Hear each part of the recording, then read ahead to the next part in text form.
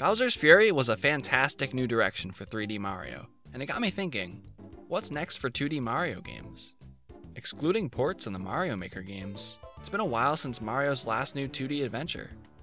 We haven't really seen anything since the great New Super Mario Bros. Apocalypse of 2012, where we got 2 new Super Mario Bros. Games in 1 year. And I think at that point, we all collectively got really fatigued by these games.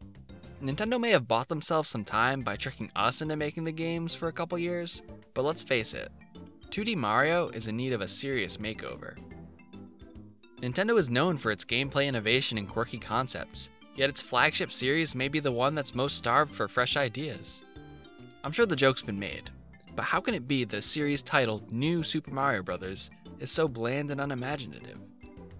It got so bad that New Super Mario Bros. U was applauded for adding a lightly interconnected world map and level names. Seriously, they took the same generic worlds from every other game, made slight changes, and gave the levels and worlds names. Let's make the desert pyramids look like a cake. Bam. Dessert desert. Not too clever. Layer cake desert. And the fans ate it all up. Don't get me wrong, these games are fun, polished platformers. Typical Nintendo quality. Could certainly do worse. But they're just about as safe as you can get. And if you compare them to some of the more brilliant 2D platformers we've been introduced to over the years, they just don't hold up. You got Rayman Origins and then Rayman Legends, both super smooth platformers with local multiplayer where you're not constantly tripping over each other. Those rhythm-based levels are still a blast to play, and I'll never forget the hours I spent chasing down those treasure chests. You got Yooka-Laylee in the Impossible Lair, which came out of nowhere, by the way. People said, hey, we want more Banjo-Kazooie. Playtonic makes Yooka-Laylee. People say, no, not like that. So Playtonic says, alright, you know what? You lost your third dimension privileges. We're gonna go back a little further. And they devise a game so diabolically vibrant and fun, with a soundtrack so catchy that you'll have no choice but to love it. Of course, there's the elephant in the room. Celeste. This game single-handedly blows any other 2D platformer I've ever played out of the water.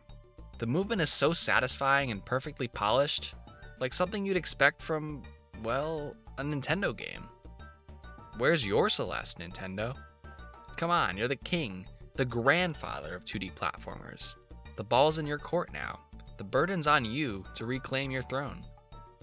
Surely someone at Nintendo must be aware of this game's success. Can't imagine someone at the company picking up and playing Celeste, then playing New Super Mario Bros. U Deluxe, and not seeing a problem. Gameplay-wise, they've been completely outclassed. This isn't to say that Nintendo hasn't been capable of putting out quality 2D platformers in recent years. It's just, they haven't been Mario games. Yoshi's Woolly World. Just look at this game. Every bit as fun as it is charming. The newer one's not quite as good, but it's still got way more charm than this. At least the levels look distinct. Just look at DK Country Returns and Tropical Freeze.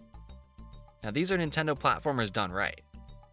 Tropical Freeze is the best 2D platformer Nintendo has put out in ages. So thank you, Retro, for showing the boys how it's done. I get back to work on Prime 4, so it comes out in time for me to play it on my Switch U. Even Wario Land Shake It. Can't really remember if this game was even any good, but you can tell with one look that it's just got way more personality than any of the new Super Mario Bros. Games. The market has been flooded with 2D platformers that were inspired by, and often even surpass, Nintendo's classics. These games have evolved over the years, and quite frankly, Nintendo has some catching up to do. Please, don't make me wait 30 seconds when I die to get booted out of a level and try again. Come on, Nintendo. I should be respawning at the last checkpoint within 2 seconds. It's not rocket science. There's also been a huge surge in the Metroidvania genre recently, and most of those are largely platforming games. The Ori and the Blind Forest games are 2 of the most beautiful, fluid platforming games I've ever played. Imagine exploring a sprawling mushroom kingdom that unfolds like the forest in Ori. Oh yeah, you don't make Metroidvanias anymore, do you, Nintendo? You took those elements out of all your games. What is the concept of basic spatial memory just not family friendly enough for you? But I think Nintendo is at least somewhat aware of these issues. I think that's why, aside from a port, we haven't seen any more new Super Mario Bros. Games. So far, I think their solution to the problem has just been the Mario Maker series. This could have been a double-edged sword for them because it makes just about any other New Super Mario Bros. Game completely obsolete. These games are a welcome change for the series, and they make a lot of aspiring game designers' dreams come true. I would have killed for a game like Mario Maker when I was younger. And man, I would have wasted so many hours making so many bad levels. But really, how much further can they stretch it? I think people are starting to get bored with Mario Maker. People are running out of ideas, there's an endless sea of garbage to wade through, and your options when it comes to searching for and finding quality levels are practically non-existent. They're done with updates for Mario Maker 2, so what's next? Mario Maker 3D? Not that one. In theory, it sounds pretty cool to have a 3D Mario Maker, but making a streamlined UI for people to create 3D levels sounds really hard. People are already having enough trouble with 2 dimensions. Nintendo likes simple concepts. I worry that a 3D level builder would go against their family-friendly design goals. But if anyone could figure it out, it would be Nintendo. Sooner or later, they're gonna need a new game, and I hope they know that it can't be New Super Mario Bros. They just can't go back anymore. Even I don't think I'd buy another New Super Mario Bros. Game, and I'm just about the biggest sucker for Nintendo games there is. When New Super Mario Bros. Inevitably comes out, they're gonna need to innovate something. Maybe a nice new hand-drawn style. Maybe something Paper Mario-esque. It doesn't even need to have RPG elements like Super Paper Mario. Just use that aesthetic. Make something that looks unique. Give it a really cohesive storybook theme. What if they just took the concept around Mario's capture ability in Odyssey and built a 2D platformer around it? There'd be so many more little ideas they could add. Making something work in a 2D game that's just about platforming is infinitely easier than doing it in a 3D open world sandbox. Hell, they could just take the cap toss and dive abilities alone and make a really slick platformer, something like Celeste. Or maybe something like Mario vs. Donkey Kong. Remember that one? The good one, I mean. Man, who at Nintendo looked at that game and said, huh, that was fun. Glad you guys liked that. Now we're gonna make 20 Mini Mario spin-offs. Clearly the part you liked about the original was the Mini Marios, but the thing you really wanted was touch controls. Let's face it, some of Nintendo's most memorable classics have spawned from their willingness to try something wacky and off the wall.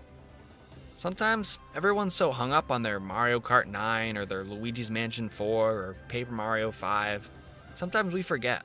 These games were unique, standalone ideas from completely out of left field when they first came out. Imagine going back in time and trying to explain to yourself the concept of Luigi's Mansion before it existed. Would you believe it? That would be insane. No one would believe you. That sounds less believable than Waluigi's Moonshine. The point is, I don't think Nintendo needs to constrain itself to the New Super Mario Bros. Series when it comes to 2D Mario. In 2006, New Super Mario Bros. Was a welcome return to form for people craving a traditional Mario platformer. It was what we needed at the time. But after 4 of these quote-unquote new Super Mario Bros. Games, and 2 Mario Makers, I think we can all agree that it's time for Nintendo to work their magic and come up with something new. Thankfully, if their recent experiments have been any indication, I think the series is in good hands.